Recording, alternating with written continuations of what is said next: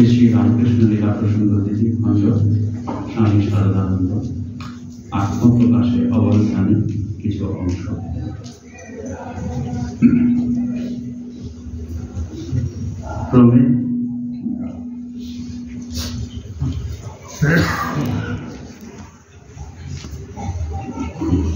ক্রমে পৌষ মাসের অর্ধেক অতীত হইয়া 1886 খ্রিস্টাব্দে 1 জানুয়ারি উপস্থিত হইল। ঠাকুর ওই দিন বিশেষ সুস্থ বোধ করার কিছুক্ষণ উদ্যানে বেড়াইবার অভিপ্রায় প্রকাশ করিলেন। অবকাশের দিন বলিয়া সেদিন গৃহস্থ ভক্তগণ মধ্যাহ্ন অতীত হইবার কিছু পরে একে একে অথবা দলবদ্ধ হইয়া উদ্যানে আসিয়া উপস্থিত হইতে লাগিল। ওইরূপে অপরাহ্ন 3টার সময় ঠাকুর যখন উদ্যানে বেড়াইবার জন্য উপর হইতে নিচে নামিলেন, তখন 30 জনেরও অধিক ব্যক্তি গৃহমধ্যে বা উদ্যানস্থ বৃক্ষ সকলের তলে বসিয়া পরস্পরের সহিত বাক্যালাপে নিযুক্ত ছিল। তাহাকে দেখিয়া সকলে সসম্ভ্রমে উত্থিত হইয়া প্রণাম করিল এবং তিনি নিম্নের হল ঘরের পশ্চিমের দ্বার দিয়া উদ্যান পথে নামিয়া দক্ষিণ মুখে ফটকের দিকে ধীরে ধীরে অগ্রসর হইলেন। পশ্চাতে কিঞ্চিত দূরে থাকিয়া তাহাকে অনুসরণ করিতে লাগিল। ওইরূপে বসতবাটি ও ফটকের মধ্যস্থলে উপস্থিত হইয়া ঠাকুর গিরিশ, রাম, অতুল প্রভৃতি কয়েকজনকে পশ্চিমের বৃক্ষতলে দেখিতে পাইলেন। তাহারাও তাহাকে দেখিতে পাইয়া তথা হইতে প্রণাম করিয়া সানন্দে তাহার নিকটে উপস্থিত হইল।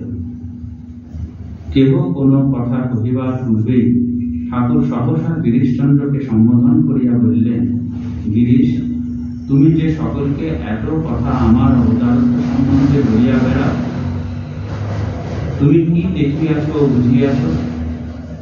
গিরিশ উহাতে বিন্দুমাত্র বিচলিত না হইয়া তাহার পদপ্রান্তে ভূমিতে জানু সংলগ্ন করিয়া উপবিষ্ট হইয়া ঊর্ধ্ব মুখে করজোরে গদগদ করে বলিয়া উঠিল, ব্যাস বাল্মীকি যাহার বিরোধিতা করিতে পারেন নাই, আমি তাহা সম্বন্ধে অধিক কি আর বলিতে পারি। গিরিশের অন্তরের সরল বিশ্বাস প্রতি কথায় ব্যক্ত হওয়ায় ঠাকুর মুগ্ধ হইলেন এবং তাহাকে উপলক্ষ করিয়া সমবেত ভক্তগণকে বলিলেন, তোমাদের কি আর বলিব, আশীর্বাদ করি তোমাদের চৈতন্য হোক। ভক্তগণের প্রতি প্রেম ও করুণায় আত্মহারা হইয়া তিনি ওই কথাগুলি মাত্র বলিয়ায় ভাবাবিষ্ট হইয়া পড়িলেন। স্বার্থগন্ধহীন তাহার সেই গভীর আশীর্বাদী প্রত্যেকের অন্তরে প্রবল আঘাত প্রদান পূর্বক আনন্দ স্পন্দনে উদ্বেল করিয়া তুলিল। তাহারা দেশ কাল ভুলিল, ঠাকুরের ব্যাধি ভুলিল।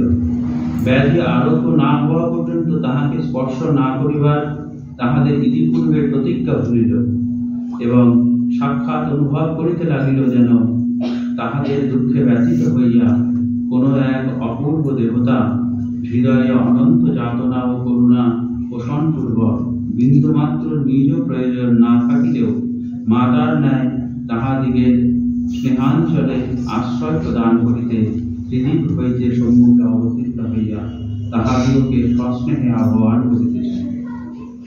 তাহাকেই প্রণাম ও তাহার পদধূলি গ্রহণের জন্য তাহারা তখন ব্যাকুল হইয়া উঠিল এবং জয় রবে দিক মুখরিত করিয়া একে একে আসিয়া প্রণাম করিতে আরম্ভ করিল। ওইরূপে প্রণাম করিবার কালে ঠাকুরের করুণার্থে আদি বেলাভূমি অতিক্রম করিয়া এক অদৃষ্টপূর্ব ব্যাপার উপস্থিত করিল। কোন কোন ভক্তের প্রতি করুণায় ও প্রসন্নতায় আত্মহারা হইয়া দিব্য শক্তিগুলো স্পর্শে তাহাকে কৃতার্থ করিতে আমরা ইতিপূর্বে দক্ষিণেশ্বরে ঠাকুরকে প্রায় নিত্যই দেখিয়াছিলাম। অর্ধবাহ্য দশায় তিনি সমবেত প্রত্যেক ভক্তকে ওইভাবে স্পর্শ করিতে লাগিলেন। বলা বাহুল্য, তাহার ওইরূপ আচরণে ভক্তগণের আনন্দের অবধি রহিল না। তাহারা বুঝিল আদি হইতে তিনি নিজ দেবত্বের কথা শুদ্ধ তাহাদিগের নিকটে নহে, কিন্তু সংসারে কাহারও নিকটে আর লুক্কায়িত রাখিবেন না, এবং পাপী তাপী সকলে এখন হইতে সমভাবে তাহার অভয় পদে আশ্রয় লাভ করিবে। নিজ ত্রুটি অভাব ও অসমর্থ বোধ হইতে তদ বিষয়েও তাহাদিকে বিন্দুমাত্র সংশয় রহিল না। সুতরাং ওই অপূর্ব ঘটনায় কেহ বাম নিষ্পত্তি করিতে অক্ষম হইয়া মন্ত্রমুগ্ধ বধ তাহাকে কেবলমাত্র নিরীক্ষণ করিতে লাগিল। কেহ বা গৃহ মধ্যস্থ সকলকে ঠাকুরের কৃপালাভে ধন্য হইবার জন্য চিৎকার করিয়া আহ্বান করিতে লাগিল।